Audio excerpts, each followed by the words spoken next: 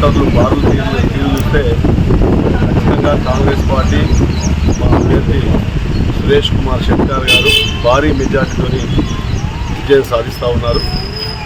రేపు రాబో రోజుల్లో కూడా తెలంగాణలో మొత్తం 14 సీట్లు కైవసం చేసుకొని ఇండియా కూటమి ప్రభుత్వం ఏర్పడి ఇండియా కూటమి ద్వారా అత్యధిక నిధులు తీసుకొచ్చి తెలంగాణ డెవలప్ చేయడానికి మేము ప్రయత్నం చేస్తాం. ఇక్కడ గతంలో నిరంకుశ పాలన, దుర్మార్గ పాలన అది అంతం కాబోయే రోజు ఈ రోజుతో అంతమవుతుంది.